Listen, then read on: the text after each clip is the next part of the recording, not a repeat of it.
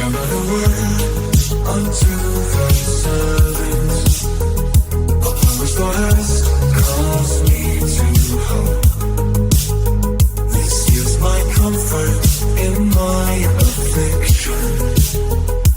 For thy word hath quickened me. The proud have had me greatly in derision, yet have I not declined from the Lord. Remember the word unto thy servants. A promise thou hast caused me to hope. I remembered thy judgments of old, O Lord, and have comforted myself. Horror hath taken hold upon me because of the wicked that forsake thy law. Thy statutes have been my songs in the house of my pilgrimage. Remember the word unto thy servants. A promise thou hast caused me to hope. I have remembered thy name, O Lord, in the night, and have kept thy law. The proud have had me greatly in derision, yet have I not declined from the Lord.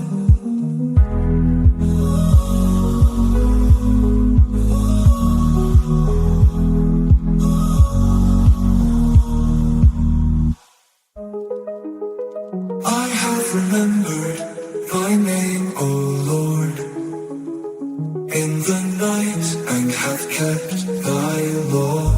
This I had because I kept thy precepts, thy precepts. Remember the word unto thy servants. A promise thou hast caused me to hope.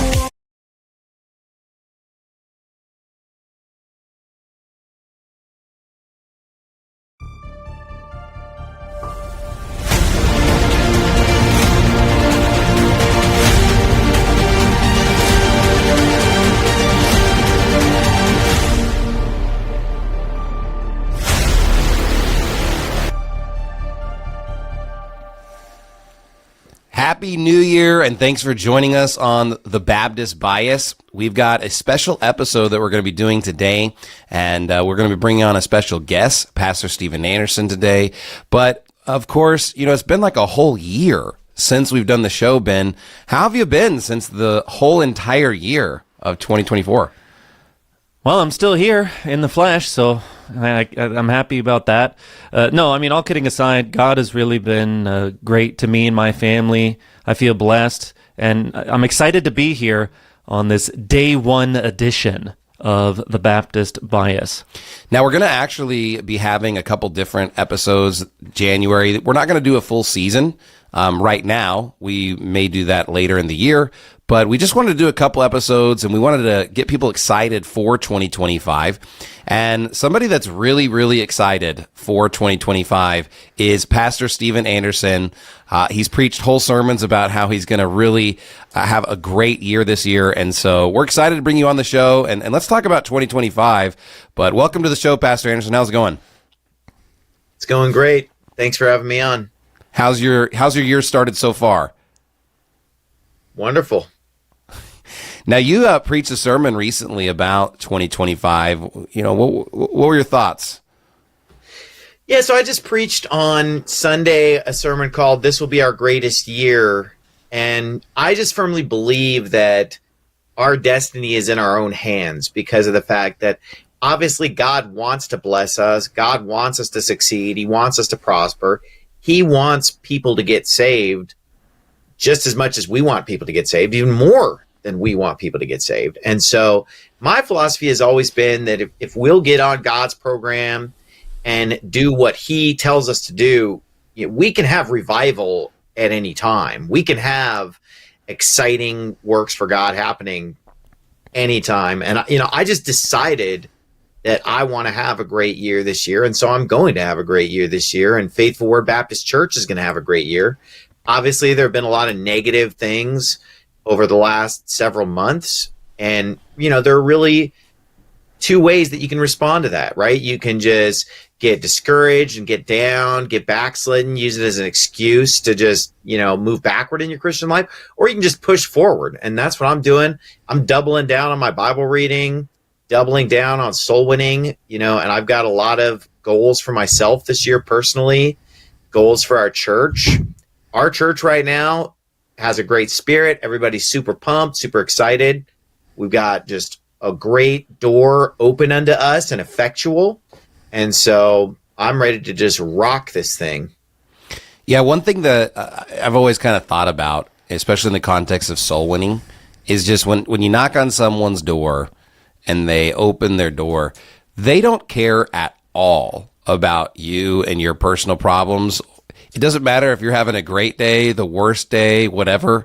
Like, it's just a moment to just open your Bible and preach the gospel to somebody. And I think sometimes maybe we get too fixated on our life circumstances and we're not really thinking about, we just need to go out there and preach the gospel to people. And I think that soul winning is kind of a reset of the mind sometimes. When I'm going out there, it's like, I'm going to put my life on hold for a moment and just try to give this person saved, because at the end of the day, the only thing I can take with me out of this world are the souls that are coming with me. And so, that's really the most important thing. A lot of things can be acquired and a lot of things can be taken. Job had a situation in his life where he's basically, kind of at a low point, but he's saying, hey, the Lord gives, the Lord takes away, blessed be the name of the Lord. But really, the only thing that truly matters is the works that we do for Christ, and the people that we can get saved seems to be the most important thing. And so focusing on that should just always be what we're doing. And so I'm excited about 2025, what soul winning advantages that we may have now, having more experience, having done missions trips. I'm kind of excited about this new idea you brought up about cruise missions that some of the people at your church have already started exploring. And so I think that now it's even more of an opportunity to go out and preach the gospel, not necessarily resting on our laurels of the past, but really what we can accomplish this year. I'm hoping to set a personal best and our church's best as far as numbers that we do and the works that we do. And so I think that 2025 can be a really exciting year. What are your thoughts, Ben, for 2025? Well, I think it's important to keep our eyes looking forward because it can be easy to slip into this attitude that, well, the former days are better. You know, Ecclesiastes 7 talks about this. You know, say not thou, the former days were better than these, for thou dost not inquire wisely concerning this. And, you know, one way that I would apply that is it could be easy to think, well, you know, the old days were better for us because that's when we were on YouTube. That's when the documentaries were getting millions of views. And, you know, Pastor Anderson had his channel with 150 plus thousand subs, whatever. But that's the wrong attitude. We can still reach people. We can still do great works for God. And I think the thought and the mentality that we should have is you hadn't seen anything yet. And that's why I really liked that sermon title from Pastor Anderson about, hey, this will be our greatest year yet. If you set out for that to be the goal, why not actually achieve it? Why not keep moving forward? Why not do mightier works than we've ever done before? And I think that's a realistic goal and one that certainly we can hit. So just got to keep moving forward. Forget about the past. It's done. What's done is done. Great. We had some nice accomplishments. Now let's achieve something even better moving forward. Yeah, I'm interested. Obviously, we're going to try and do our best, but we need other people to come alongside of us. So is there any kind of events or things that you want to promote or that you're hoping other people will kind of get excited about, Pastor Anderson? Yeah, absolutely. I mean, obviously, we're going to have some great conferences this year, as always. There's the King James Conference up in the Portland, Oregon area, which is coming up in May. And so that's a big one. Then you got the Fire Breathing Baptist Fellowship, which I believe is in August in the Dallas-Fort Worth area. And August then we're going to have our through mission, the 31st. 27th through the 31st of August. Yep. And then we're going to have our missions conference in November. We had it in 2020, and then we didn't have it for a few years after all the COVID stuff because, frankly, COVID was just making it hard to travel to foreign countries. So during COVID, we were more focused on local soul winning, Indian reservations, small towns in Arizona. And then we really got back into foreign missions hardcore in 2024. And then 2025, we're going to push that even harder. And so November, we're going to have our big missions conference. Do you have dates for that? As always. Here, let me just make up a date right now. You don't have to do that. I just didn't know. So, no, yeah. I mean, I need a date for this thing anyway because it's I want always to reiterate at the beginning that. of November. So I decree that it shall be the 5th through the 9th of November. There we go. Boom, done. 5th through the 9th. So let it be written. So let it be done. Book it. That's it. Easy as that. Yeah. So. One of the things that I talked about in my sermon as well was what Ben was saying about just kind of not resting on past laurels. Because obviously, yeah, we have had a lot of cool achievements, but I'm going into this year as if I've never had an achievement in my life. I'm just pushing a reset button. I'm putting all achievements in the past, just starting from scratch, starting over. In fact, when I woke up this morning, this is what I wrote out. I said I was going to do this in my sermon, but I woke up and I wrote this sign about having 0 people saved for 2025 because, you know, it's like we're starting over and I'm hoping to, you know, have more people saved myself personally through personal soul winning this year than any year in the past. And then my goals for the church are that we would get more people out on the mission field than we've ever had in the history of our church. More of our church members actually physically going to a mission field and going soul winning in a foreign country. And also that our church would go soul winning in more foreign countries this year than we ever have in history. And so this new cruise trip soul winning idea is the vehicle by which we plan to achieve that. Yeah, I think that's, I really want to talk about this cruise missions. And just to reiterate what you've already said, we put it in the chat, but Sure Foundation Baptist Church is going to have a King James Bible Conference May 16th through the 18th. and that's in Vancouver, Washington. So if you're anywhere in that area, you should go and check it out. Pastor Anderson's going to be preaching there. I'm going to be preaching there. I know Pastor Bruce Mejia is going to be preaching out there. Pastor Aaron Thompson is going to be preaching out there. And I may be missing a few preachers, but there's going to be a lot of great preachers that are going to be out there. And so you want to make sure that you are able to visit Sure Foundation Baptist Church. We had a conference like this, and forgive me if I misremember the year. I don't know if it was last year or 2 years ago, but it was maybe a couple years ago that we already had a King James Bible conference out there, and I really enjoyed it. And Pastor Thompson and his church, they decorated the church really nice, and there was a great crowd and some really good sermons. We had some Q&As, and so it was definitely a great time of fellowship. Really enjoyed it. I think this year's going to be even better. I'm really excited about this particular conference, and so if you are looking to a conference in May, you got to go out there. Also was brought up is Fire Breathing Baptist Fellowship. We're going to be having this at the end of August. We normally have it in October, but I actually moved it up just because we're going to go back to the Bahamas in October. And I'll talk about that here in a little bit. But so if you want to join us for the Fire Breathing Baptist Fellowship, we're going to have a great lineup here as well. And I'm really excited to have that conference. We've been kind of having it every other year. And so last year we had our kids conference. This year we're having the Fire Breathing Baptist Fellowship again. And so looking forward to that event. And then also, I guess just Johnny on the spot, Pastor Anderson nailed it November 5th through the 9th. We're going to have the Faithful Word Baptist Church Missions Conference. And boy, you're going to have a lot more options this year considering how many foreign missions you're planning on doing and all the different countries that you're wanting to go to. So that's really exciting.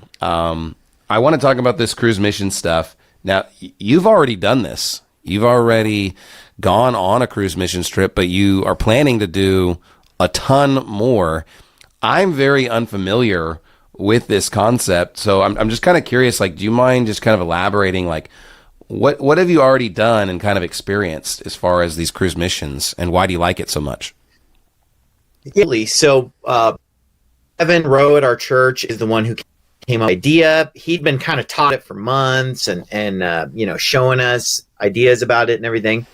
But it really hit home when he actually successfully executed it, So he and his wife and 3 other people from our church, they took one of these cruise mission trips. They just, organized it themselves, paid their own way and everything. It was just something that they did. And they went on this cruise that hit like 6 different countries in like 7 or 8 days or something. And they ended up having like 89 people saved. And they were kind of treating it like a vacation. So that they were literally only soul winning for like 3 hours a day at these stops. But it was just so receptive in these places that, and they had 5 people working. And over the course of the 8 days or whatever, they ended up having like 89 people saved. So I felt like it was just wildly successful, especially just for being as casual as it was, And so was this like their reflexes kicked in, or were they actually planned to go soul winning for a few hours? Oh, no. They planned it as a soul winning thing. It was okay. Just made their own way. Cause like when we have church sponsored trips, sometimes we push it a little harder. Cause obviously if the church is sponsoring people for flights or accommodations or anything, if we're helping people financially, then we strive for like 5 hours a day of name, to make sure we're getting some good production in. And that still leaves plenty of time to have fun and relax. And right. Because let's face it, when you're in a receptive area, 5 hours of soul winning is grueling. Yeah. Because like 5 hours of soul winning, you're getting a lot of breaks just kind of, of people not talking to you, people not into, you're just kind of hanging out and talking and stuff. But like, when you're just preaching the gospel in these really receptive areas, man, 5 hours is intense. But, obviously, if the church is sponsoring people, we want to get, some production out of it. And so they just went on a trip. What I'm saying is that even just with like 3 hours of hard soul winning a day on this trip, they had incredible results, phenomenal results. And just to hit, 6 field and so cool because it also, they learned too, like, okay, this place is receptive, this place isn't that great, here's the strategy over here. So it's like it's recon as well, because you're learning about these countries, cultures, who's receptive, who's not, etc. So I got super pumped about this. We had Brother Kevin do like a 15-minute talk on this at the missions conference, just to kind of put this idea out there. And so in 2025, we want to really push this thing hard. Like, this is our main push for missions, is we would like to see 100 people do one of these cruise missions trips. So far, we got a total of like 10 or 11 people that are signed from our church alone. But I mean, we're just barely getting started. I'm sure we're going to get way more than that. I'm hoping to have at least like 50 to 60 people from Faithful Word in the long run to do these things. But I wanted to do it myself because you really talk about something effectively if you haven't experienced it yourself. So I just kind of last minute, I already had Pastor Mejia lined up to come preach for me. So I just kind of last minute, he's already preaching on a Wednesday night, gives me a way to get out. And I was kind of constrained by not wanting to miss the Sunday. So I just took like a short trip that caused me not to miss a Sunday, last minute. And I went to a place called Turks and Caicos for one day soul winning. And I ended up just having phenomenal results. So just in the one day of soul winning in Turks and Caicos, I was just with my 12-year-old son, and we had 23 people saved just in one day on Turks and Caicos, because you went to like a school or something, right? Yeah, well, like the first hour or so, we were kind of struggling because people weren't really that receptive, and then we were running into a little bit of a language barrier. Even though it's an English-speaking country, there were people, that only spoke Haitian Creole, and they weren't really very good in English because they were like Haitian immigrants and things like that. So then we ended up noticing a lot of school kids like walking down the street. And so we started just going and talking to them. We were driving like a little golf cart. So we were just kind of like driving down the street and then just stopping and talking to teenagers. And that started to be super effective. So then we started to kind of see where all the teenagers were gravitating from, which was the high school, because God just really worked it out that they just happened to be having exams that day. So everybody was getting out early. So you have all these teenagers getting out early. They had time. They're just kind of hanging out. And so we were just going to one teenager after another and just preaching to teenagers. And we got like 23 people saved over the course of several hours. Then we drove the golf cart to a community college, but the community college was not operating. It was shut down. There was one employee there, Haitian Creole, English wasn't good enough. That didn't work. And then I gave the gospel to a student, but she just wasn't receptive. Yeah. But then the next day went to the Dominican Republic, didn't have as good of a day soul winning there, language barrier, and just wasn't very receptive, a lot of distractions. It just didn't go well, but we ended up getting somebody saved at least. But anyway, that kind of gave me a taste of it. And number one, I just loved the trip. As far as just going on the cruise ship is super fun. It's just a lot of cool things about that. And then just soul winning in the Caribbean, you just can't beat it. It's just a great place to go soul winning. And so if I want to personally have a lot of salvations this year, I feel like one of the best ways is just to get out on the mission field as much as I can this year and just preach to receptive people. And the main thing that I love about this cruise ship missions idea is that it's so accessible to anyone. And it's very scalable. And what I mean by that is people who don't go to a new IFB church can easily get in on this, because you really just need two people to do this effectively. Obviously, doing stuff by yourself is too difficult. It doesn't really work. But if you just have two or more people, I mean, I feel like just any two random people in an old IFB church, in a new IFB church, in a disgruntled, used to be new IFB church, whatever, whoever could really just plan this on their own, because it's such a no-brainer. Because usually when we do mission trips, there's all this planning and logistics and hotels and where we're going to eat, where we're going to go soul winning, what's the transportation. The cruise ship kind of just thinks of everything. Yeah. And so you pretty much just pay for the cruise, go on the cruise, and then you're going to stop at these ports. And then when you get off in that country, go soul winning. So, I mean, what we're encouraging people to do is just plan this on their own. Right. And just email us about- the results. What about transportation on land?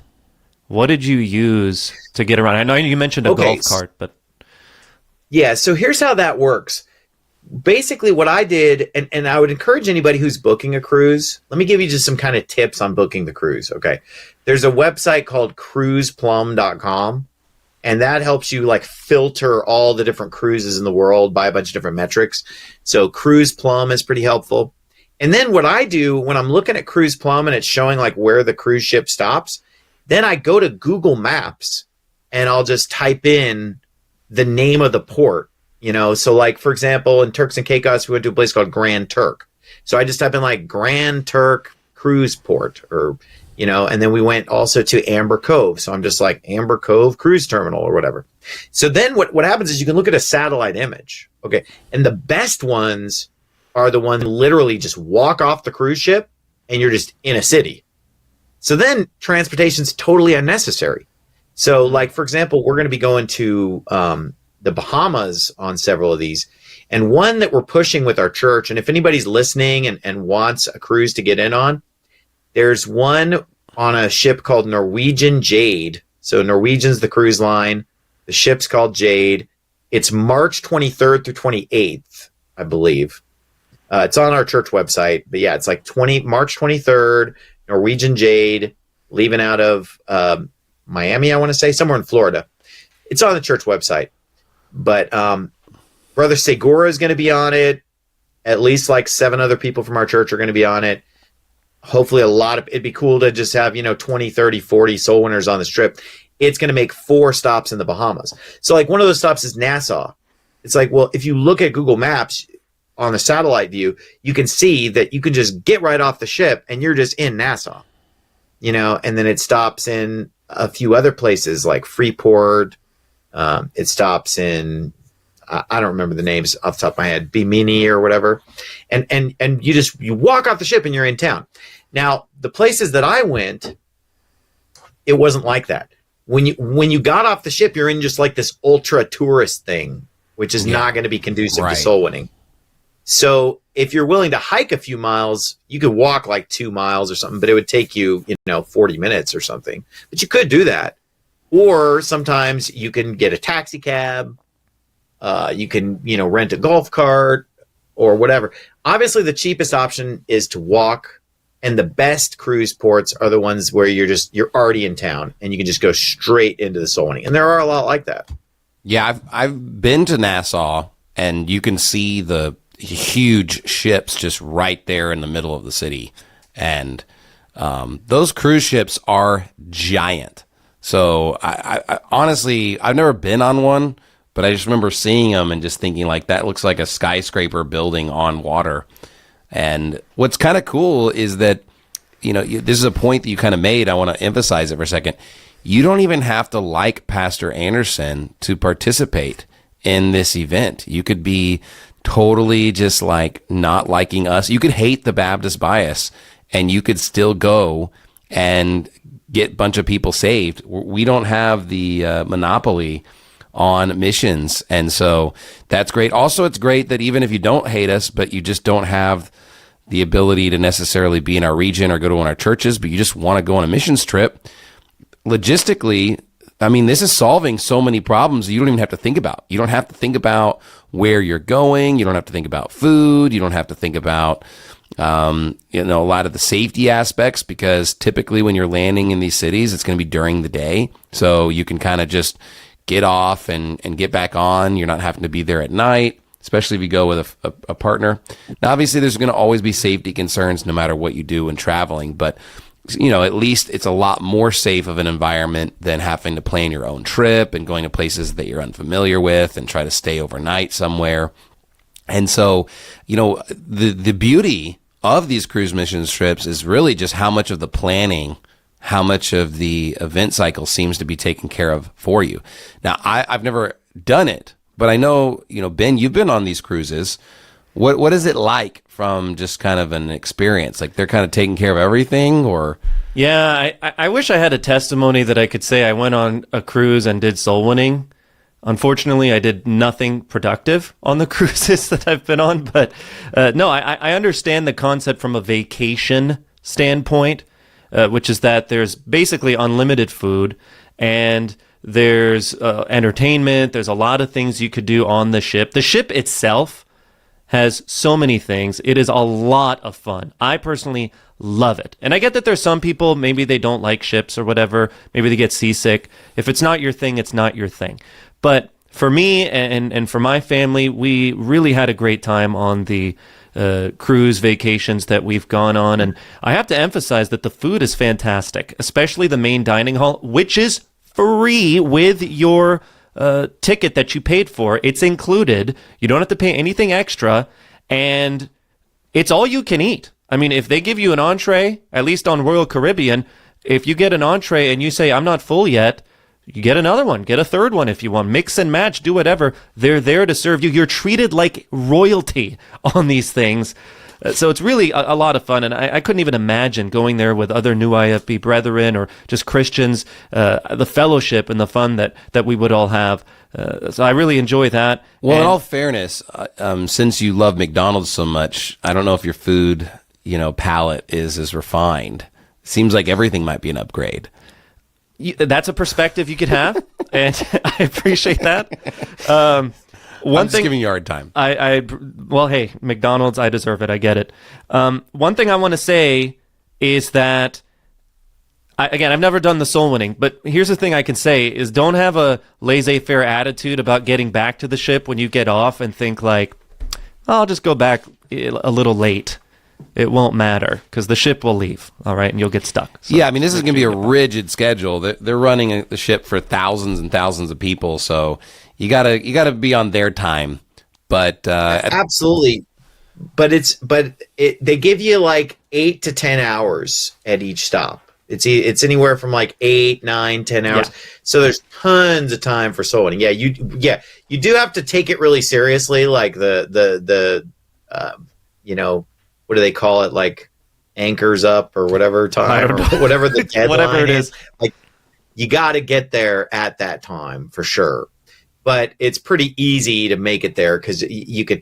And by the way, here's the thing: like all the food on the ship's totally free. So the strategy is you just eat a giant meal before you go ashore, and then you don't need to buy meals when you're on shore necessarily. Because you just eat so much, like before you get off the ship, just gorge yourself, just kind of fill the hump. And then you know that when you get back, you're going to hit that buffet hard.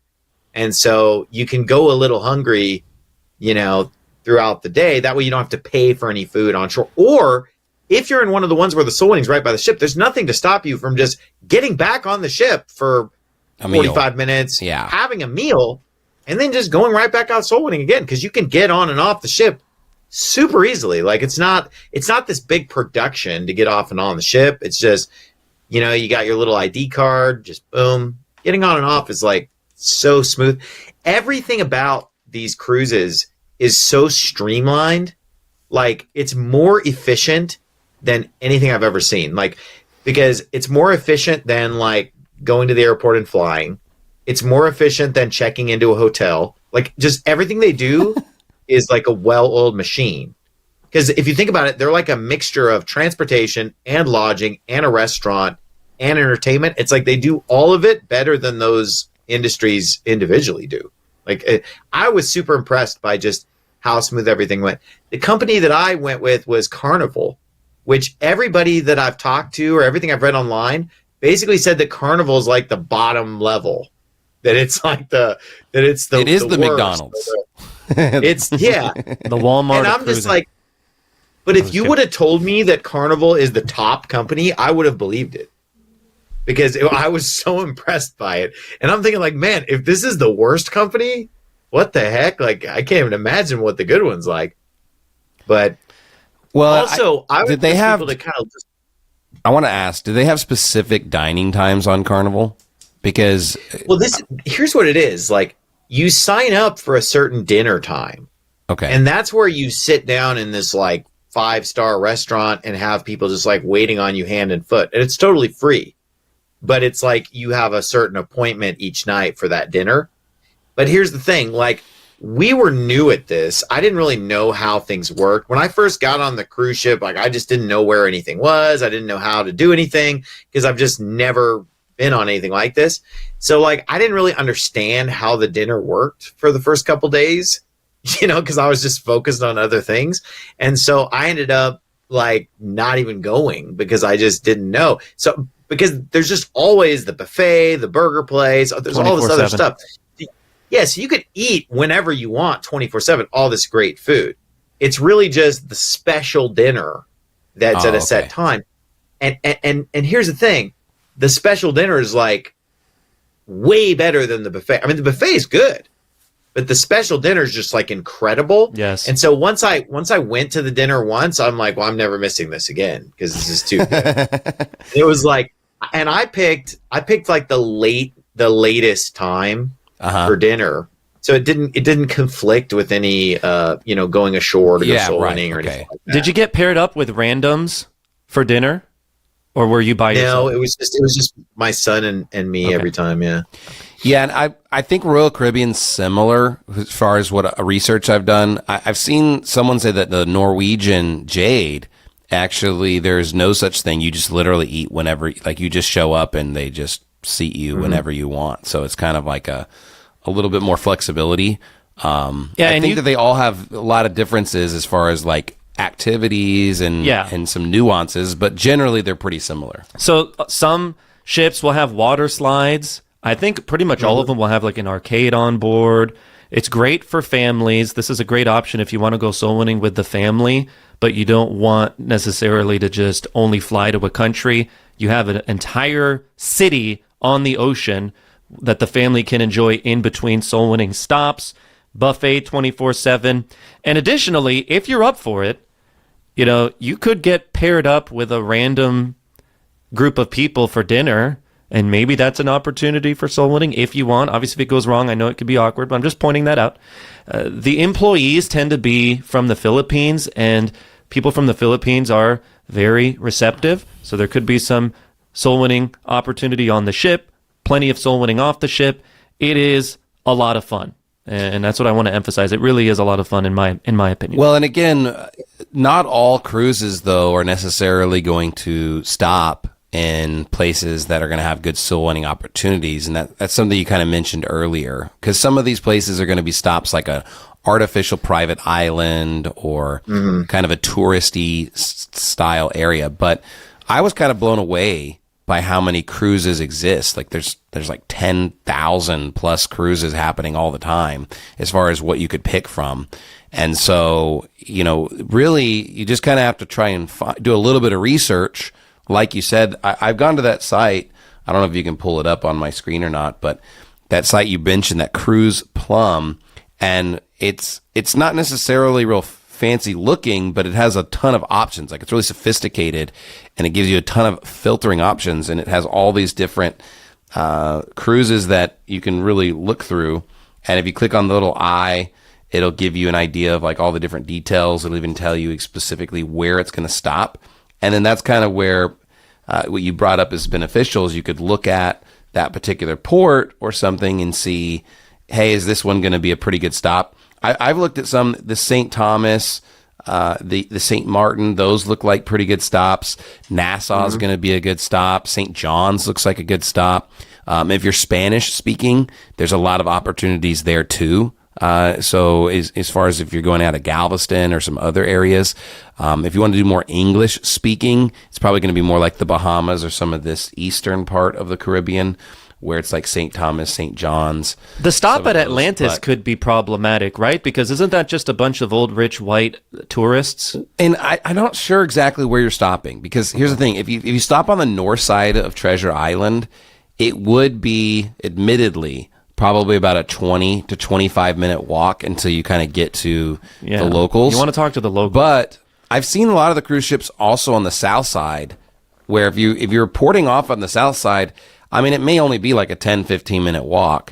There is going to be unlimited like Ubers and taxis and whatever. We also have some contacts, in that area. So for people that are going to be traveling with our groups, or if you kind of let us know, there's other ways to kind of get around. But the island's pretty small. Nassau's not like really that big. I think especially from a car perspective, if you're getting in a taxi or Uber or something like that, you could probably get anywhere in about 25, 30 minutes. And really you could get to good soul winning within about 15 minutes. But I think really, another opportunity is just talking to the locals that are working there too, if they're on break and stuff like that. Just because when I visited to the Bahamas and been in some of these resort areas, some of the workers there are still very receptive, and you can talk to them. But yeah, Treasure Island specifically in Atlantis is a very touristy designated area. So soul winning there would not be receptive. So hopefully if you are going to these islands, one thing you should consider is trying to go where the locals live. Go where the locals live. Consider school areas, university areas, because if you're in the tourist type spots of these islands, they're not receptive at all. Even the Bahamas specifically, we've been there multiple times, and if you're walking around where all the white people are, it's probably not. They were very mean to me. It's not. I don't know why. Yeah, it's not going to necessarily be receptive. In fact, it might be very unreceptive. But if you go to where the locals live, that's where you can really. What do you think, Pastor Anderson? Looks like you're about to talk. Approach a lot of people. Yeah, I would say, that's just good advice anyway. Whenever you're vacationing, is just to get away from all the drunk middle-aged white people and just go to a more authentic part of wherever you're going in general. Right. Especially because that's where everything's expensive anyway. Everything's expensive in the tourist areas. It's true. You want to go to the more local restaurants and low hotels, and that's where you find the better deals. You get a more authentic experience, whatever. But I mean, just a couple tips. If people go on Cruise Plum and they're kind of looking for a cruise, one of the filters that I think is really effective is there's the total price, where you can only see where the total price is under $2,000, and that's for two people. Because I don't think anybody really wants to spend more than $2,000 for two people. So you might as well just filter all that out and just right away total price, cap it at $2,000.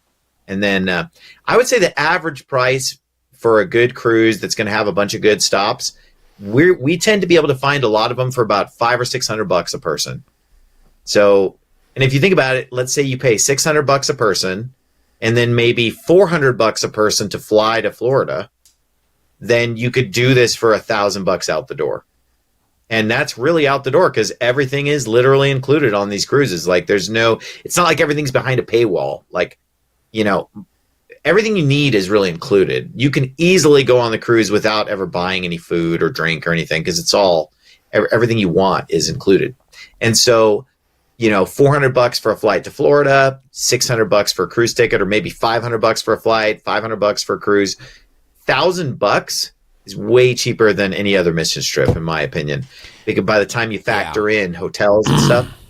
So I would just filter by total price, so that you just look for the good deals, and then just check the ports, look at them on Google Earth, and make sure that there's residential or something around. And totally a good point. What's a good point? He likes all of it. That you could go on a trip for about $1,000, and that you're not going to really go any cheaper than that. And there's a lot of tips here. One thing I want to say is there is a lot of opportunities on this cruise ship to still spend money. So they're going to have a lot of activities and kind of special things that you could do, like watching a movie or doing some particular water course. Or I've seen these things you can literally do surfing on some of these cruise ships because they have this artificial water thing, and you're doing surfing. They have so there's some really cool stuff you can do and pay as extras, but there's also free activities. There's free events. There's so much included, though. And then you don't need to spend you don't have to. I'm just saying. And then there's restaurants that have even fancier that you could pay for. So there is upgrades. There's cool activities if you want to pay for those. You don't have to. When you are on these islands, though, this is what's funny to me. When we were in Nassau specifically, if you're in the tourist area and you wanted water, We went and we got 4 Fiji waters, just the kind of like normal, just size Fiji water. They were $12 each, so it was $60 for 4 water bottles. And if you just went to like a local store that's like literally just a minute south of that, the water bottle's like $1 or $2 each. So it's just like, sometimes you don't realize like how they just like gouge you in some of these touristy parts of the specific island. And even Fiji's the same way. I've been to Fiji, and you know, if you leave, as soon as you just kind of leave the tourist part of Fiji, you know, you're just in the local area. Like the soul winning was very receptive there. There's all kinds of different things that you can do. And so when you're visiting these islands, all these workers and these people in this tourist industry that live somewhere, and you know, going to where they live and going to the normal parts of the city, you're going to have great opportunities to still preach the gospel, and those people are going to be receptive. But these tourist parts of the island, you know, you may not really be that evangelistic. There might not be very many opportunities there. You kind of have to just get outside of that part of the area.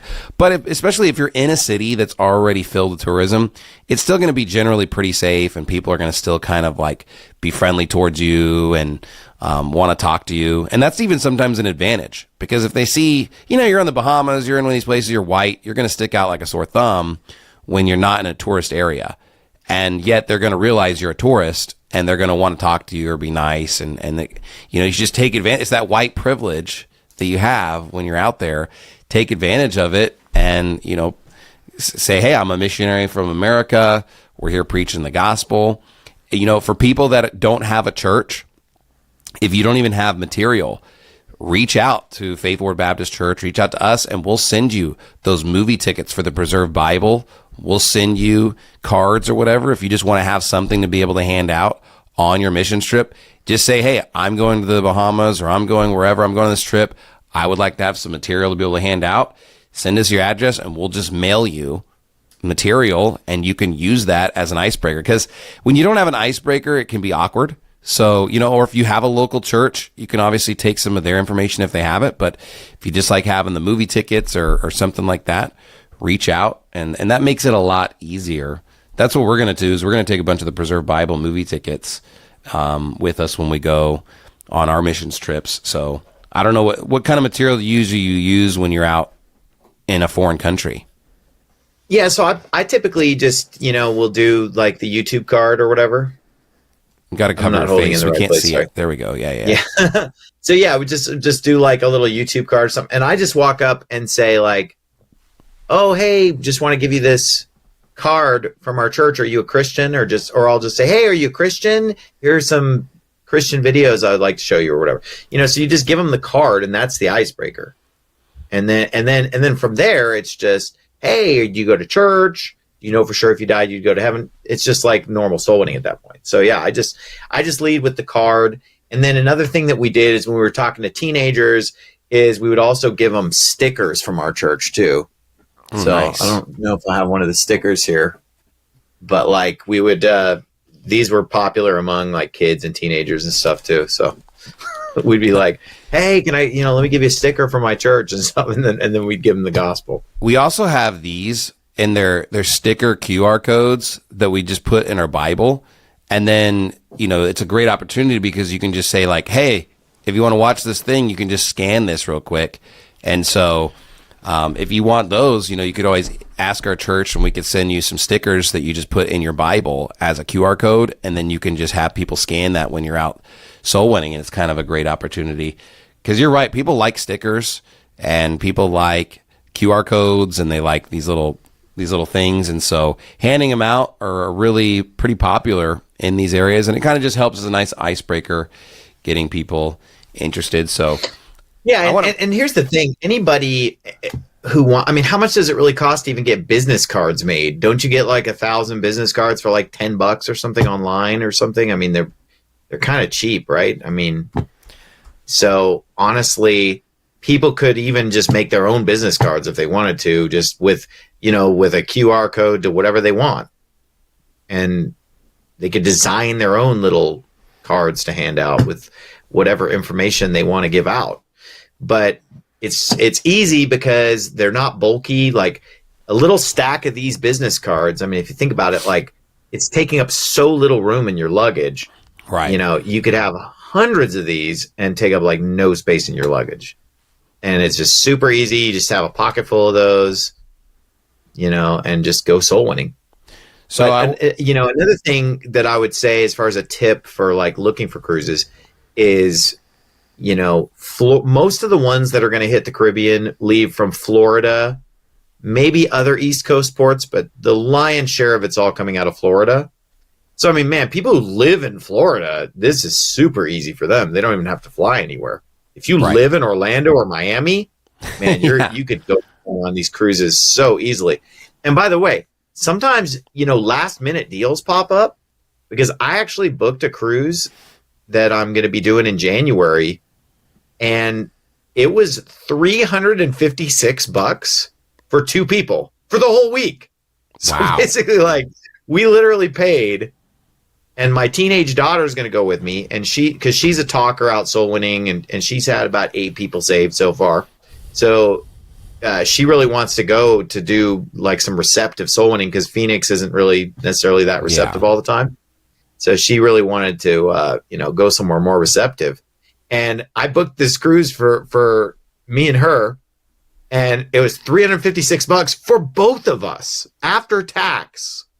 And it's a 4-night cruise. So we're going to be on the ship for 5 days, and all you can eat food for 5 days, lodging for 4 nights, going to a couple ports in the Bahamas, and it's $356 for 2 people. I mean, that's like $178 per person for a whole week. I mean, you're never going to beat that. And so little deals like that do pop up.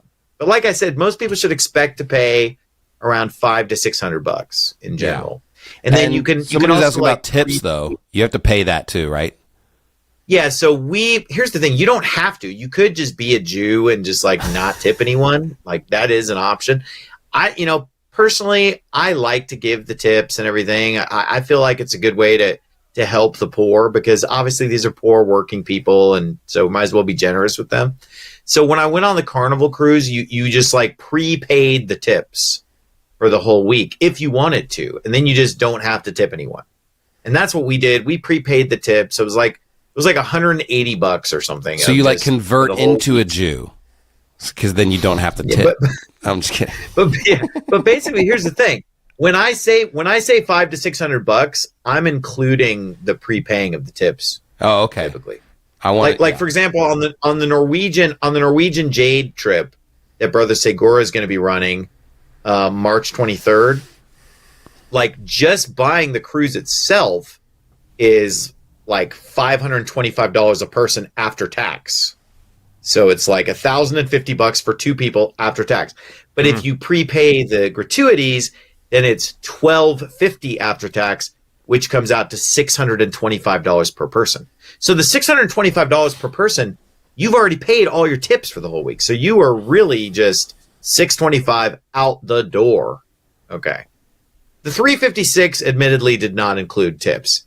But it's just such a ridiculously low amount of money. Yeah, I mean, that's a steal. We could just afford the tips after that. Right. That was a steal, yeah. So for basically for my and Rebecca's cruise tickets and our flights to Florida and everything on that one ended up being less than $1,100 for both of us. I mean, but again, that's an anomaly. It's not normally going to be that cheap. But you know what? Every once in a while, those deals pop up, especially for somebody who lives in Orlando or Miami. They can just kind of watch for those deals if they have a flexible job or a flexible situation and jump on that kind of stuff. But it's really cool. I mean, it's the cheapest. I feel like it's the cheapest way to do a missions trip. And I feel like, I guess my biggest goal with this is to get some new blood involved because, maybe people in the past haven't signed up for a missions trip, but when they hear about this, they're like, ooh, a cruise, I could do that. Maybe they feel more comfortable with kind of the controlled environment, the cruise provides as far as like safety, logistics, and just, it's maybe cheaper and just. Plus a lot of built-in fun. Yeah. And like, everything's included practically. I mean, yeah, there's some restaurant on the ship where you can spend $50 a meal or something. Who needs that? Like the food they're serving is good, unless you're just some weird snob. Like you don't really need the $50 meal. It's totally unnecessary. And then they're selling like massages for $150, and obviously they're selling a bunch of booze and stuff. But it's like it's all crap that you don't need. You know, everything that you want is included. Like, I mean, water, juice, lemonade, unlimited food, soft serve ice cream, frozen yogurt. It's all unlimited. Cheeseburgers, pizza, steaks, sandwiches. These ships are so big. Do you feel like it's like, you know, what if someone's a little nervous about like being seasick or just kind of that experience? It seems like these being so big that it's pretty unlikely for most people, right? I mean, I'm not going to lie. I'm not going to lie and say that you don't feel the ship moving. Now, personally, for me, like, if I'd be a little disappointed if I didn't feel the ship moving. I mean, if I'm on a ship, I want to kind of feel like I'm on a ship. I think it's a cool sensation, personally. I think it's cool. You know, some people, like Brother Kevin, you know, the one who came up with this idea, he said that the ship that he was on, he felt almost nothing. Like when he'd be sitting at dinner, he'd feel it a little bit, but he said that he felt almost nothing. It probably has to do with like the weather and how the sea is that day and stuff like that. When I was on the ship, you could definitely feel it. It wasn't annoying. It wasn't extreme, but you just kind of felt a slight instability as you're like walking through the dining hall. You just felt a slight movement. I spent like an hour and a half in the gym every day, and I'd be lifting weights in there. So you're definitely going to build those stabilizer muscles, you know, when you're when you're lifting on the boat. But basically, when I was laying in bed at night, I could definitely feel a gentle rocking, just kind of rock me to sleep, man. There you go. And so you felt it a little bit, and like after I got home, You for feel the it after. first few days at home, I felt like my house was rocking a little, you know. You feel But it after. it didn't bother me at all. Well, Stephen was rocked to sleep in the Bible. And so, you know, there you get rocked to sleep here on the cruise mission trip. That was different. You can relate to him. You say like, "Hey, you were rocked to sleep. I was rocked to sleep." You know. So if people are prone to seasickness, yeah, they might get seasick on something like this. It's Right. definitely a lot less rocking than a small boat. I mean, obviously it's a giant ship, so it's a very subtle effect, in my opinion. That's not to say that you might not hit bad weather or something and the thing would really start rocking. But another thing I would recommend this sounds like almost like flat Earth is true, because, you know, they said if the Earth's moving, we would feel it. You know, he says he's feeling the ship, so, you know, I don't know. Keep going. I had the cheapest possible room on the cheapest possible cruise line, and it was awesome. Like, because I had to work like some lady in the elevator kind of like flexed on me at one point.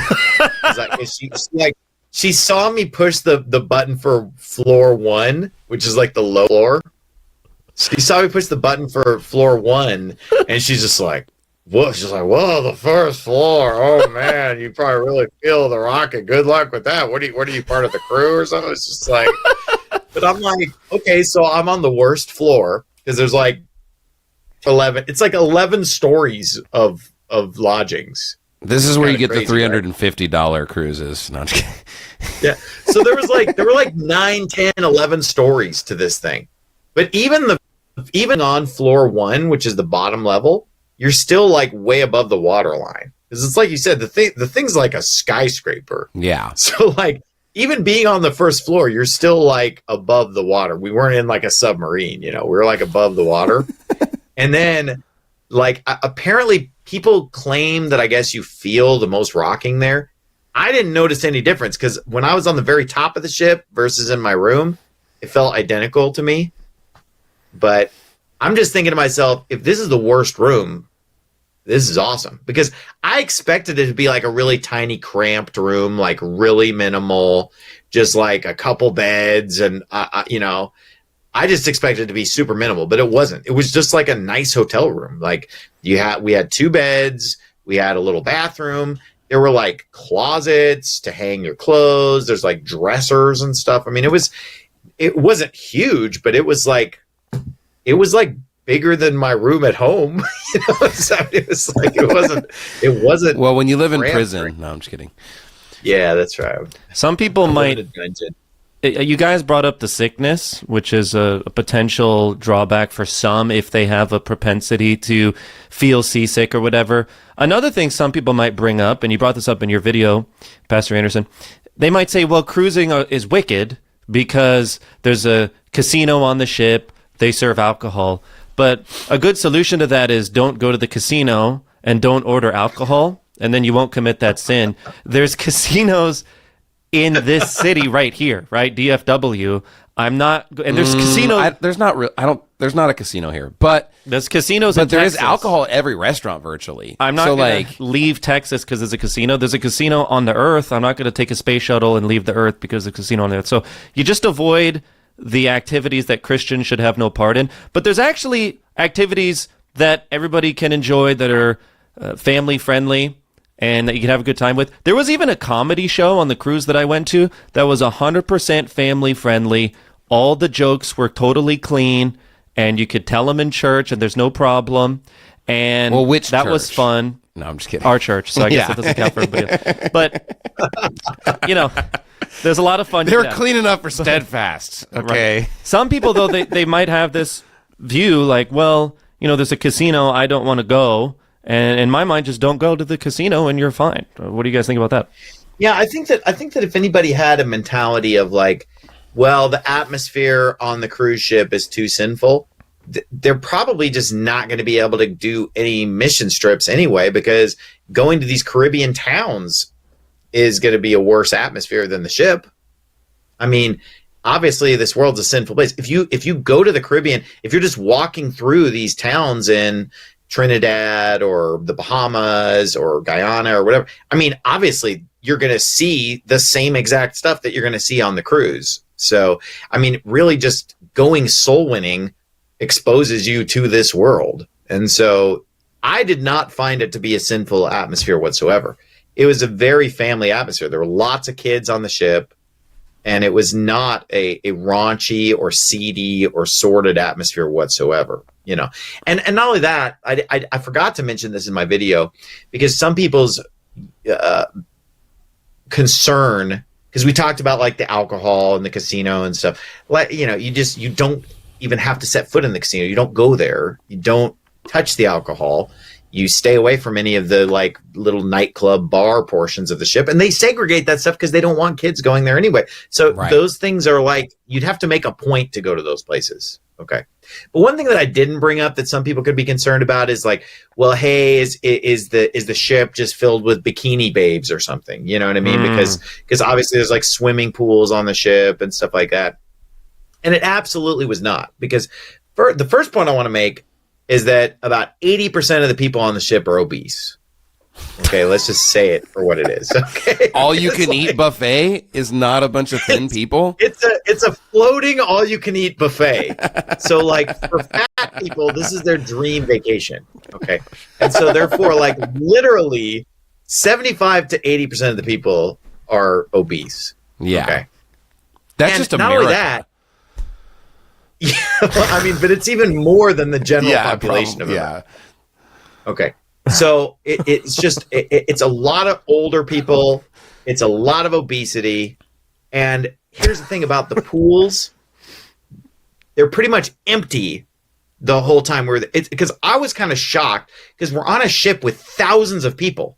Yeah. So I assumed that they would have like really big swimming pools or several swimming pools or something. And they just had like these two really small swimming pools. And I just thought, like, is this really going to be able to service like 3,000 people? But it turned out it could, because they were empty most of the time. Like most people on the cruise ship just frankly aren't swimming. Okay. And then they did have water slides. And yeah, they're, kids and teenagers going down the water slides. But even those weren't really getting used as much as I would have expected them to have gotten used. So they had on the whole ship, they had like 4 hot tubs, 2 pools, and a couple water slides.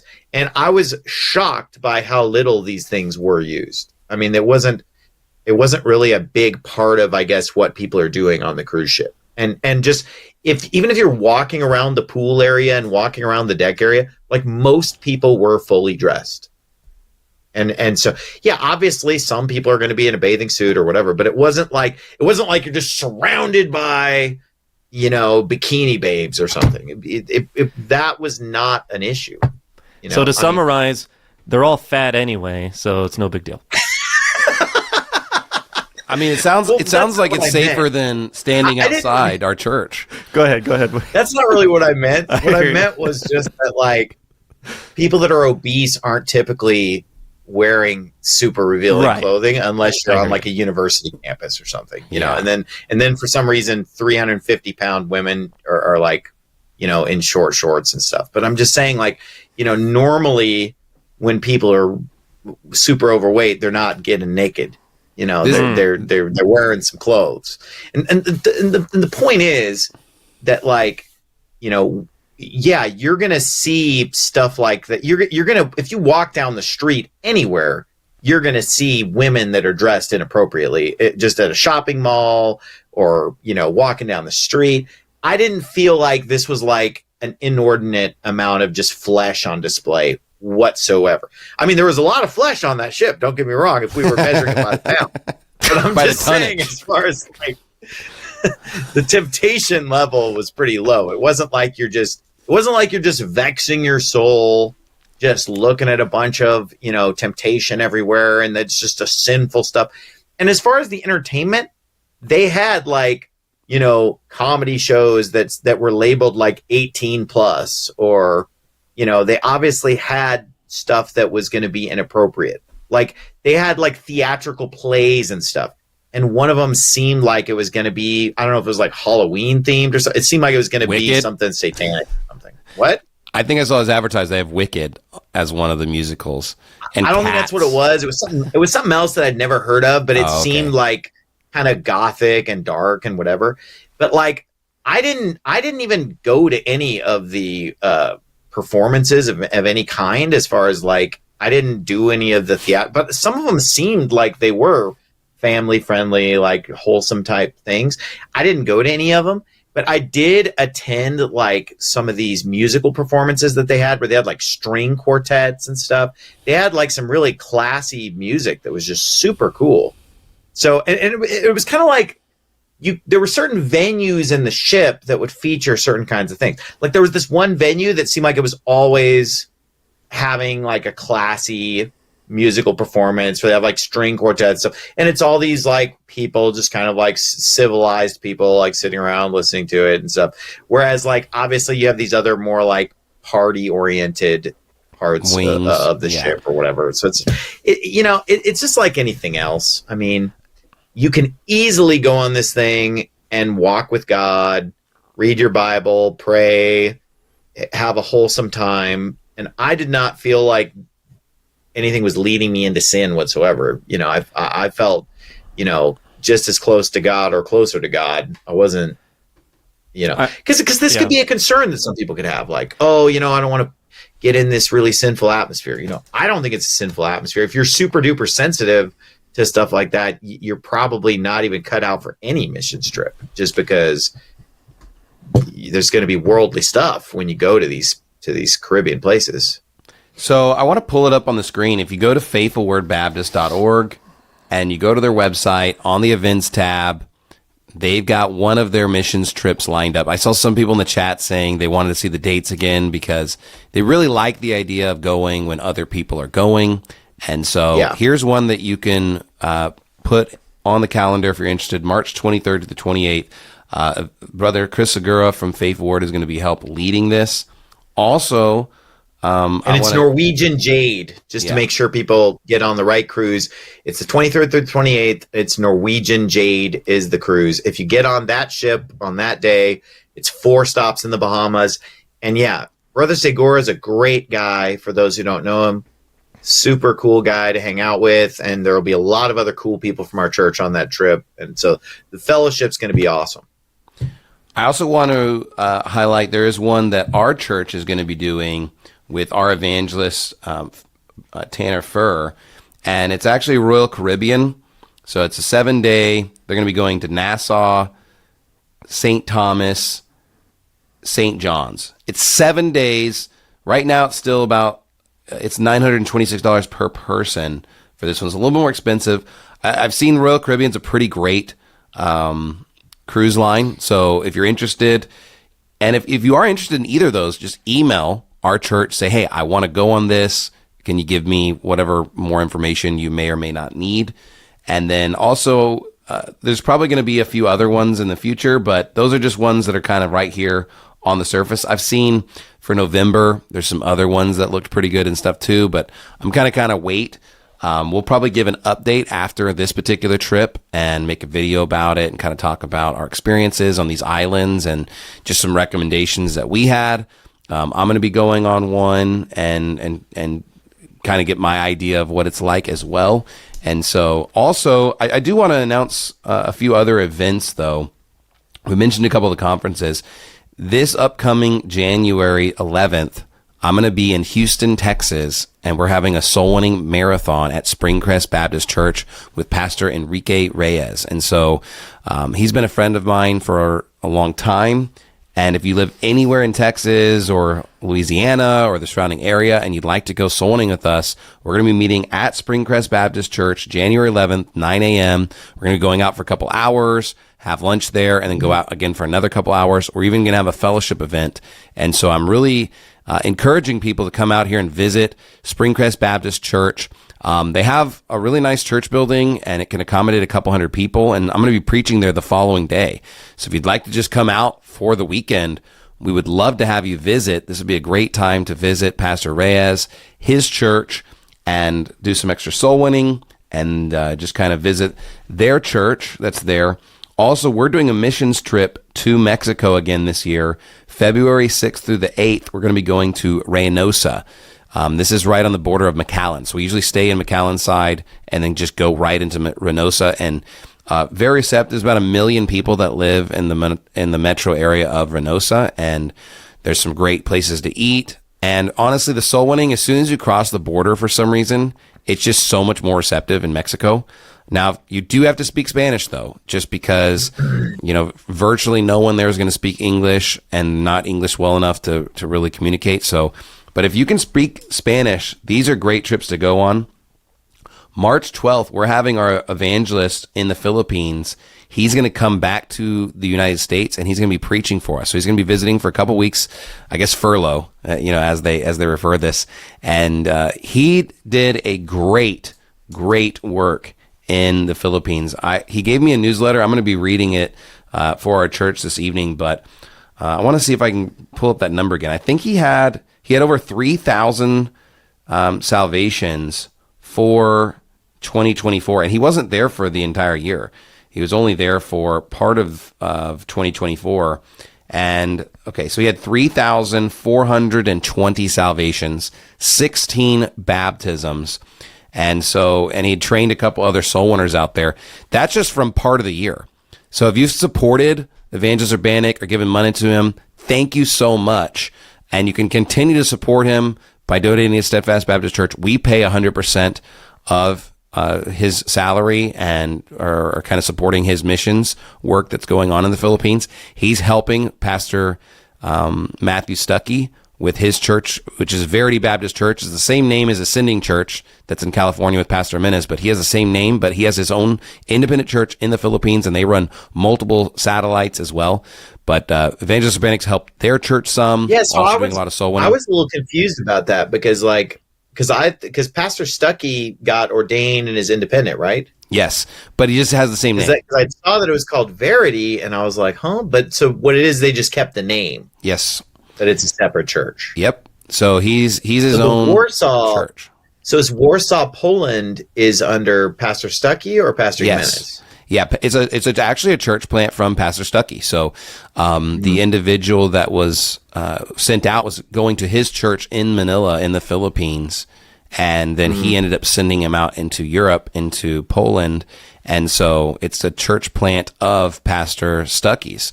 Additionally, he has like a few other church plant areas that meet maybe once a month that are kind of outside of Manila, just because Manila is just so big. And then I I can't keep up. So he may have a few other things. I know they got a newer building recently, but they're kind of in the southeast portion of the Manila metro in a separate town. They're all little towns out there.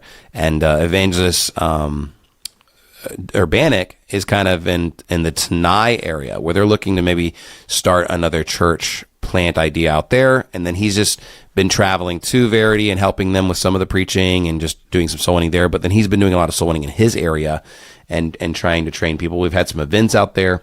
So we're excited to have him back and tell us about what's been going on over there. We have a lot of soul winning mission trips that are going to be in Texas. We have Mansfield right before Easter. We're going to be doing one in Oklahoma, Durant, Oklahoma, where we're going to be partnering up with Anchor Baptist Church. Shreveport, Louisiana, June 28th. You can't emphasize Shreveport enough because from a United States perspective, I think, and almost everybody agrees with me, Shreveport is one of the most receptive places you can go soul winning in the United States. It almost feels like you're going to one of these Caribbean islands. And it's just, I remember looking it up in the times past. It's one of the poorest cities in the United States. And it's honestly great soul winning. It's a great time. I think you've gone out there with us, right, Brother Ben? Yeah. It's majority black, so that's receptive usually. And I mean, it was pretty receptive for you when you were out there, right? Very receptive, absolutely. I can echo that sentiment. We've always had really big numbers as far as just how many people are getting saved, and we usually have a large group go out there. There's a church out there in Louisiana that usually comes and joins us for that event, and so it's really a great event. Lancaster is actually right next to our church, and it's 64% black. And so I'm really excited to go and just do like specifically here in Lancaster. That's all I need to hear. Receptive. Yeah, I mean, it's receptive, you know. Fire Breathing Baptist Fellowship, I already mentioned that. Tyler, Texas, September 27th. And then here's the big one. We're going back to the Bahamas in 2025. And so many people have asked me about this. And I just, there's going to be a lot of people going just, on one day for these cruises. So I hope they get their appetite, nice and hungry for this. But we're going to be there for the entire week.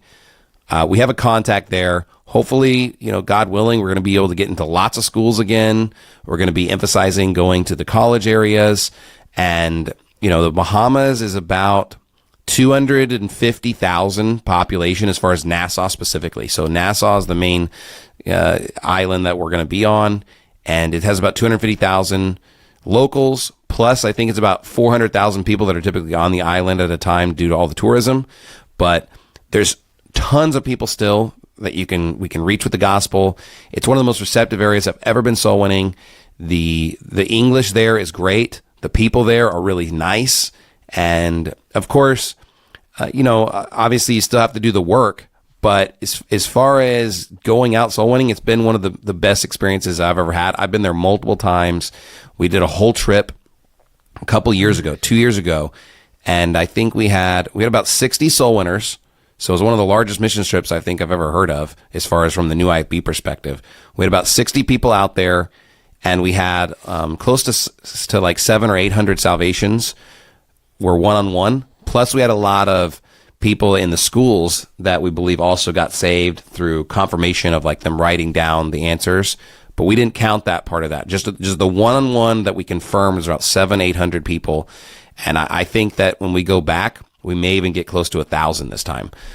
If you are wanting to participate about it that you did, the Soul Winning Made Easy. Winning Made Easy Yeah. sermon. Yeah, we just re-uploaded that to our Rumble account because I went to look for it a couple weeks ago because I was trying to get people all pumped up about the Bahamas and everything, and I couldn't find that sermon anywhere online except just audio. I couldn't find the video, so I had Brother Segura re-upload that to Rumble and everything because it was just like a missing sermon for a while.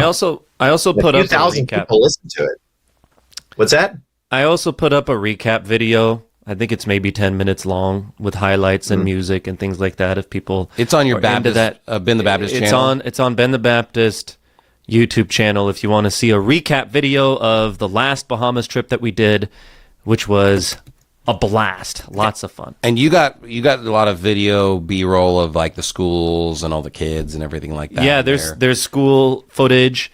of us preaching in the courtyards and in the schools, and we went into the classrooms as well. First ever mission trip I did, and really like a life-changing trip.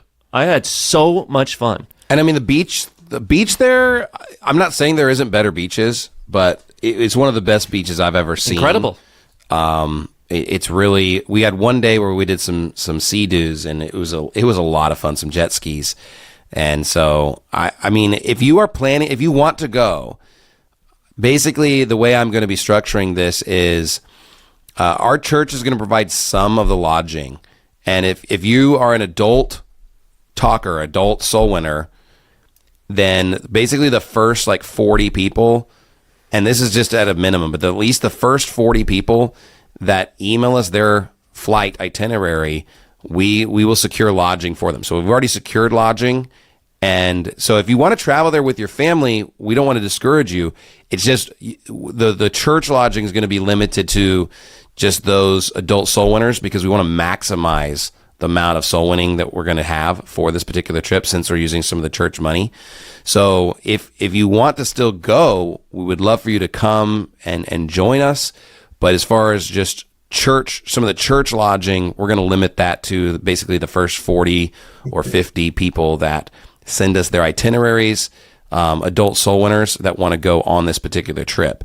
And so that's an extra opportunity. You can always go to the Bahamas whenever you want. Bahamas can be a little expensive, and generally speaking, that's why, these cruise mission trips are such a great option, because like Pastor Anderson's saying, you could go for $700, $800, maybe $1,000. Whereas taking a whole trip to one of these islands for a week could cost you more, $1,500, $1,800. Yeah, and you don't have to spend a dime. You could only eat the food off the cruise ship. Right. Like when we were in Turks and Caicos, my son and I, like when we were on Turks and Caicos, we did like hit a convenience store like several hours in. Like we didn't even need to though. Like we could have just pushed through, but we literally just bought 2 little bags of popcorn, 2 Snickers bars, 2 bottles of water, and 2 Gatorades. And the entire tab for both of us was $12.50. And that was literally the only money we spent on food on the whole cruise. $12.50. And it was a luxury. But I do want to kind of comment on the financial aspect, because, there's going to be all these little whiners out there like, you're using the church's money to go on these trips or whatever, a little personal adventure or whatever. And but I just want to say this, like, the more people, I'm just going to come out and say it, the more people donate to Faithful Word Baptist Church, like any extra money we have is going to be spent like putting people on the mission field. So right. If we have extra money in 2025, that's where it's going. Like it just if people donate to our church, it's going to go to buying people's flights, buying their lodging, getting people on the mission field. Because frankly, if I were donating to a church, that's exactly where I would want my money to be going, to actual real soul winning. Because for every couple $100 that somebody donates to our church, that's translating into a bunch of souls saved on a foreign mission field, and I'd rather see my money go toward that than just building giant ivory palaces and stained glass windows and all the other things that people can spend money on. Here's the thing. And the way that we're sponsoring people at our church is, everybody's buying their own cruises. Like everybody buys the cruise themselves. Yeah. But we're like helping people with like the airline tickets to Florida or something. You know what I mean? Just to kind of help get them there or whatever. And the reason we're doing that is because, frankly, if we can subsidize it a little bit, more people will go. Right. If we can help out financially. Or instead of going once, they'll go twice. Instead of going twice, they'll go 3 times. And here's the thing. If we can get people out on the mission field, if I go out to the mission field, if you go out to the mission field, like we're going to get people saved. Right. We're not these lame missionaries from the old IFB that just fart around and get nothing done. Like we go there and preach the gospel and get super clearly, we get a bunch of people saved. And so like, yeah, we're going to spend a lot of money on this. We've always spent a lot of money on every single year of our church's existence. We're spending money on Indian reservation trips, small town trips, missions trips, and it results in thousands of salvations. And so, like, maybe somebody at home is thinking like, oh, I don't want my money to go to, these foreign mission trips. Well, then don't donate to Faithful Word, because if you donate to Faithful Word, it's going toward foreign missions. Well, and it's not sending it to some guy that we know nothing about. Right. It's going to be our legit bona fide soul winners that we know and hang out with every week, that we know are good at it. And we're all going to go there, and we're going to get hundreds and even thousands of people saved. And so, obviously the little do nothing whiners, and like, you got on a cruise. Like they think it's like bad that it's going to be fun. Yeah. Like that we're going to enjoy it. But here's the thing. If we could do 2 mission trips, and they're both going to cost the same amount of money, and they're both going to result in a similar number of salvations, and then one of them just happens to be super fun every night on the cruise ship, or super fun to enjoy, like there's nothing wrong with enjoying it and having fun. In fact, if people enjoy it and have fun, they'll probably come back and do it again. Right. And again and again and again. And so, yeah, we're not trying to like whip ourselves and live in some kind of a cloister here, like we want to have fun and enjoy.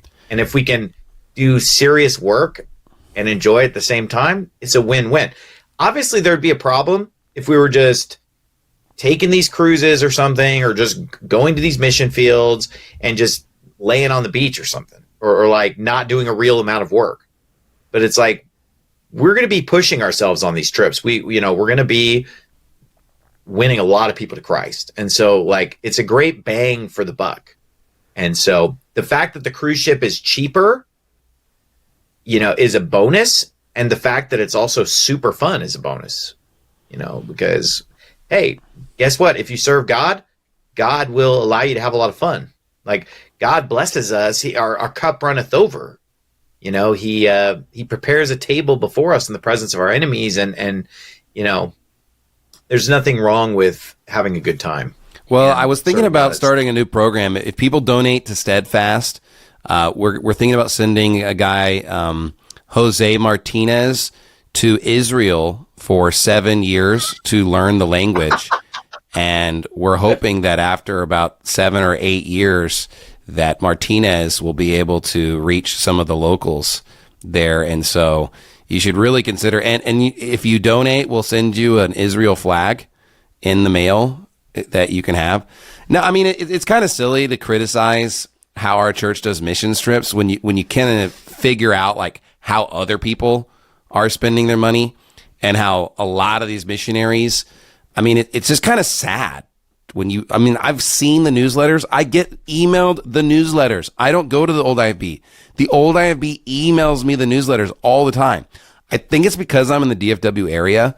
So like they're always coming here on furlough because there's so many churches here. But for some reason, I get emailed. I think everybody gets them. I don't know. I get emailed so many, and you just read them, and they're just like, yeah, we swept the floor this week, and there's this one guy that I ran into at the store. Hopefully, I'll run into him at the store again. And I'm thinking like people are literally sending hundreds of thousands of dollars to these people from these churches, and their newsletter is not like what I said with Evangelist Urbanic. I mean, Evangelist Urbanic said he got like 3,400 people saved just last year alone, and that wasn't even the full year. And I mean, that's a major. He did better than our entire church. Like he by himself beat our entire church for the year. So like that makes sense. And I guarantee that the works that are going to be accomplished on these cruise missions trips is going to be a staggering number, and so I'm excited about it.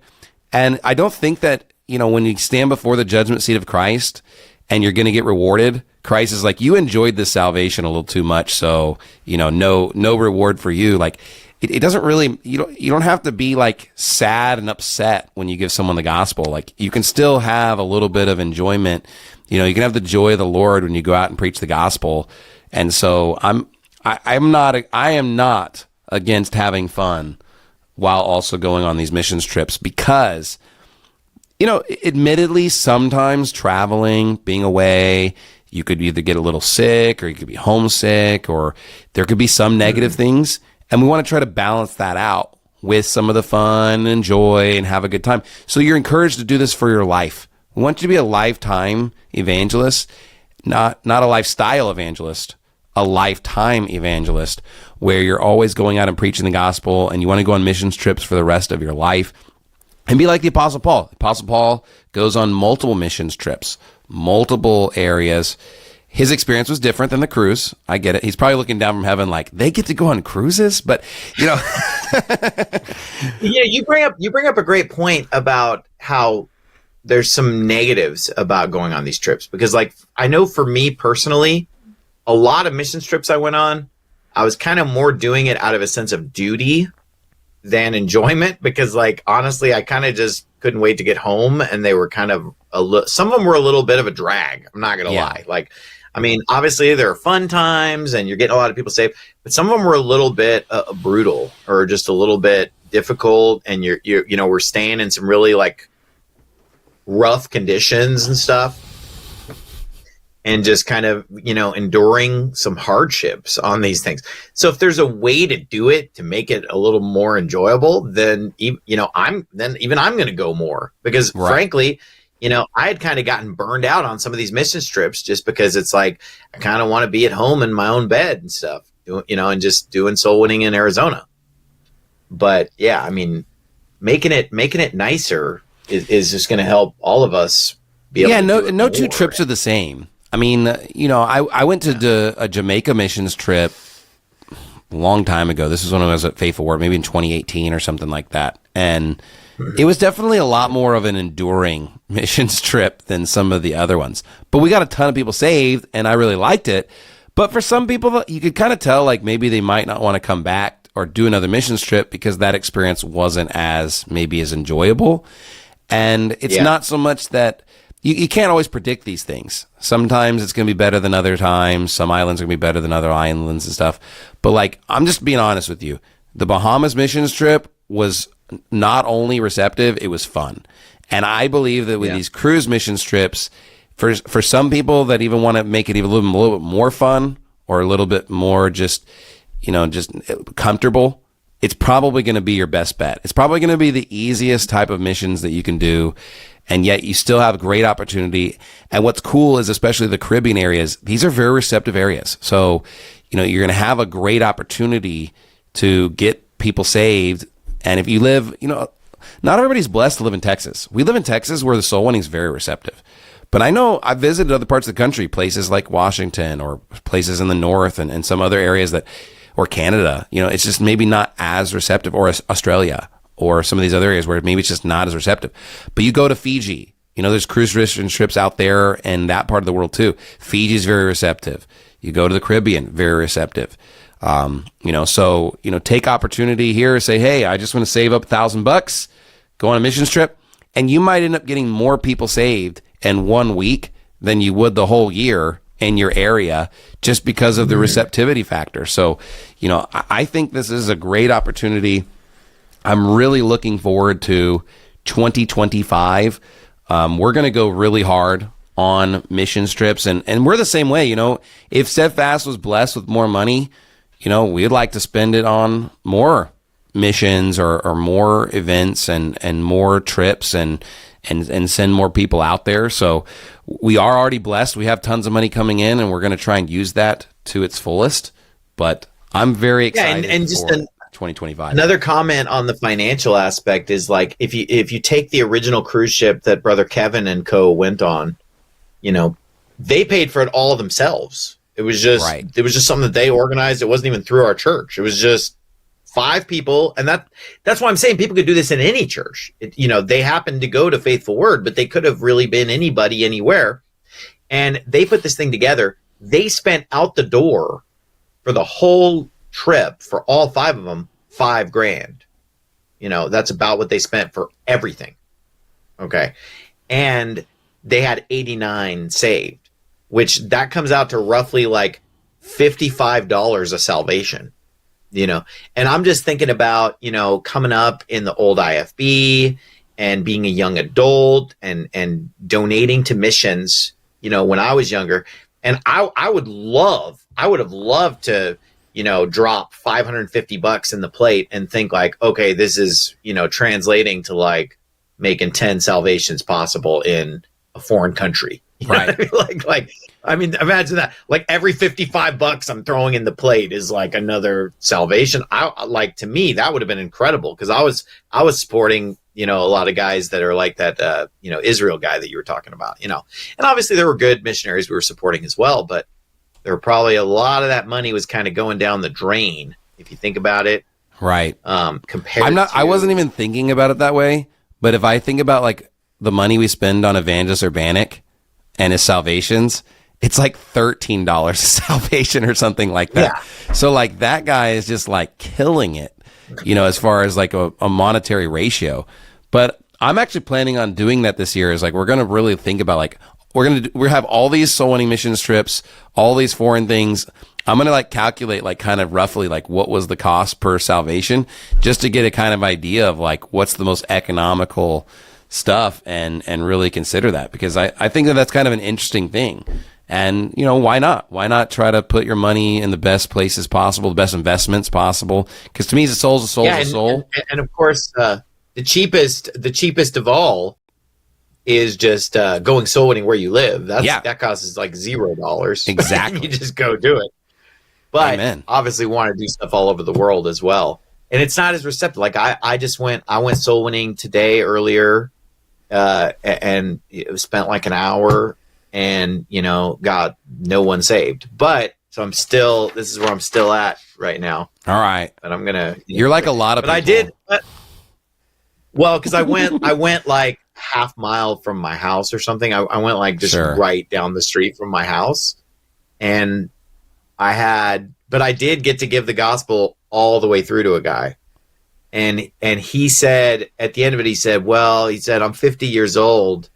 And so I've kind of been taught this my whole life. But he was kind of acknowledging that what I was saying seemed right and biblical, but he'd been raised Pentecostal.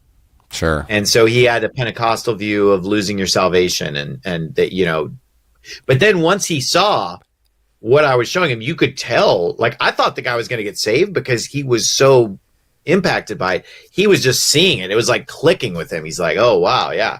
But then he's like, well, I'm 50 years old though. And I've kind of been taught this way my life. I said, oh, so are you like too old to change on this doctrine? He's like, no, I'm not too old to change. He's like, I just don't know if I'm going to do it right here on the spot.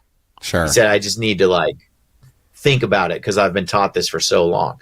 So hopefully the guy will get saved. But you spend an hour in some of these Caribbean places, and it's like, yeah, you're going to get a couple salvations if you're especially if you're talking to young people.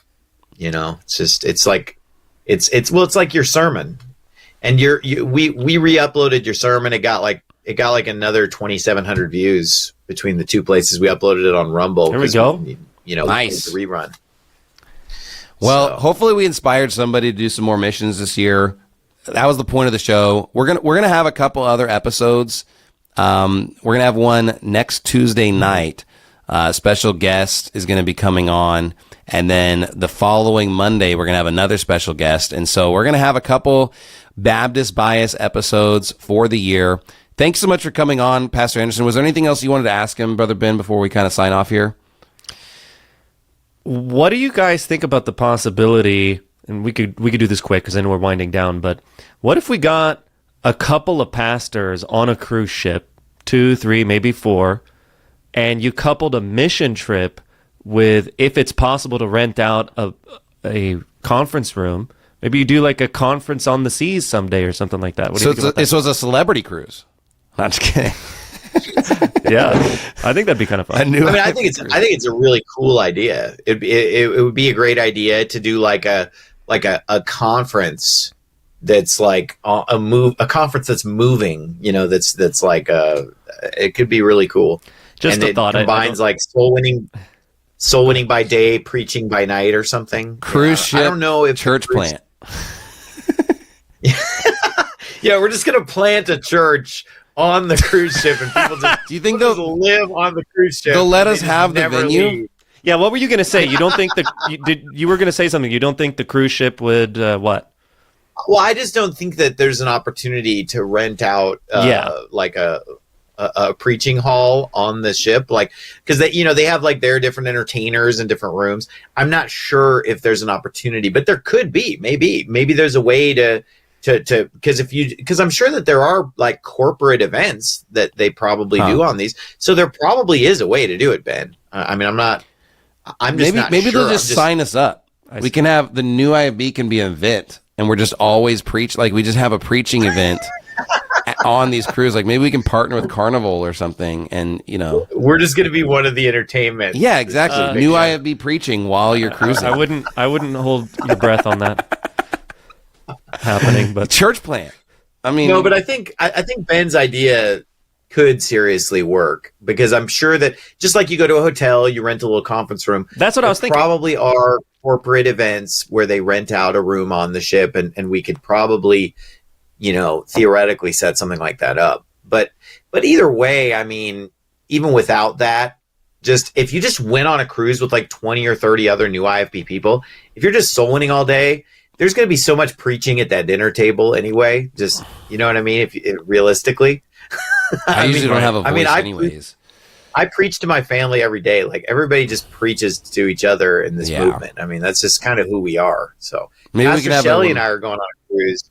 We're just going to preach at each other the whole time. Oh man. So face rippers, I'm sure.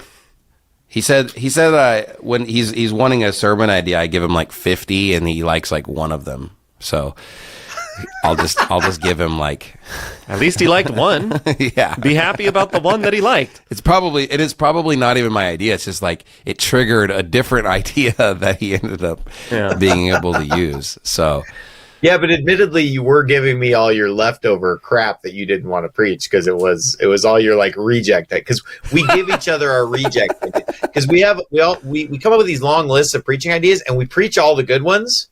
And there's just all the junk that's left. And then at the end of the year, I'm like, oh, here, Pastor Shelley, here's all my junk. And then he's like, oh, here's my junk. And then like, so I find like 2 out of 50 that are usable, but you didn't think they were usable either. That's why you gave them to me. Exactly. This is where we get our marching orders. We give each other our trash. So I don't want to preach this. You preach it. Like, here you go. No, I'm just kidding. I dare you to preach this. Yeah. Oh, man. That's funny. Yeah, unfortunately for the haters, I've never been told what to preach by Pastor Anderson. So, but sure, there's always time to do so in the future. Hey, the closest thing to me ever telling him what to preach was that when he was a member at Faithful Word and preaching in one of our ministries, I had to like put a cap on the length of his sermons because it was getting out of control. What? I don't believe that. Pastor Shelley? No, that was definitely true. That cannot be true. He's like, you can only preach for an hour. And I was just like, okay. There was like one time where I had to abruptly end the sermon. I'll admit. I was just kind of preaching, and I'm thinking like, I need to just finish. So I just like land the plane. But it is what it is. I preach too long, but Where else do we have to be on a Sunday morning anyway? All right, just go for it, I guess. Yeah, that should prove that I'm not under his authority anymore. Just look at how long my sermons are. Because if he was under my authority, he'd still be under that 60-minute cap. The 60-minute cap. Right? And we know he's not doing that. He's got a double portion. Oh man, I like how at Red Hot that one year I get done and I'm preaching before Pastor Anderson. And I have to give him the mic, so I'm like handing him the mic, and he's just like, "I enjoyed both of your sermons." I felt really. I was like, "What do you mean?" And then, like, you preached for like an hour and a half. And then the next year, Pastor Jimenez gets up and says, "Hey, that was a really good series that was preached by Pastor Shelley tonight." Oh man, I guess I got my money's worth. So, all right. Well, thanks again for coming on. I really looking forward to 2025 and hearing more about the missions trips, and hopefully that 0 turns into a 1 pretty soon. And we're gonna be doing some soul winning tonight, our church. So hopefully we can get started on our counter as well. But that's pretty much gonna do it for us. Again, tune in next Tuesday I want to make sure to get that exact date. I think it's January 7th. 7th, yes, you got it right. January 7th, and then January 13th. So we're going to have a couple special episodes, Baptist Bias. You want to tune in live. We may take in call-ins. We always, of course, appreciate the chat. We had several people in the chat, Springcrest1611. Thanks so much for tuning in. I have one last thing I want to say. We'll let you say it, but I want to shout out to some of our chat. Go ahead, real go quick. for it. So shout out to Pastor Reyes for tuning in. We've got Brother Jay Stu. We've got Rosemary Heim in the chat. Thanks so much. She said, I think the cruise is such a good idea, of course, for the salvation opportunities and for the brethren that sow in constantly to go super receptive venues. It's so uplifting. We also have Jaden M. Happy New Year. God bless. We've got Adela Lyles. She says, the backbiters would go nuts. I think it's Adele, like the singer. Adela? Or is it Del? I don't know. Is it okay? New IFB we've got in the chat. King James, we've got WRLATX. He says Israel First Missions is a real thing. It's crazy. That is kind of crazy. We've got Miss King in the chat. So we got lots of people in the chat. Thanks so much for tuning in live. I know it's a special show just out of nowhere, but appreciate our audience for tuning in. We had over 120 people in the stream, and I expect our evening shows will probably have even more. It says, no, it's Adela. Yeah, there we go. Okay, thank you. Thanks for the correction. What did you want to say before we sign off? I've been sitting on this for a while. I thought it was a good show. Even though, Pastor Shelley, I did think that your flat earth joke fell flat. But it's okay. Well, they can even see the 24-hour sun in Antarctica. They got a free trip to Antarctica to watch the 24-hour sun, and they still think it's flat, folks. So, you know, nothing's going to convince those individuals. Amen. I always said, if you took them out in a spacecraft and they saw the Earth, they would say it was like the window was CGI or something. Or Can flat earthers go on any of these cruise mission trips? Yeah, you Okay, could be great. a flat earther, and you come. could go on the ship, and you could still get people saved. So, But you may get rebuked. what's crazy is a flat earther's still smarter than an atheist. You know, it's funny the atheists make fun of the flat earthers, but there's some flat earthers that are saved, and they're going to go to heaven. They'll be disappointed as they like ascend up into heaven, and they're like, "Oh wow, I was wrong this whole time." But you know, you can still be saved, and we love the brethren, even if they're kind of dumb, and so. Comfort the feeble-minded. Yeah, that's okay. I'm not really one of these people that's soft on the flat earth, you know. Really? Yeah, I don't know if you know that. But That's shocking information. thanks so much to our crew. Thanks everybody tune in. I think we might do a t-shirt giveaway if you're live next episode, January 7th. We've got a special guest. We're going to be talking about some new topics in politics, what's going on in America, what's happening in 2025. It's going to be spicy. I'm very excited.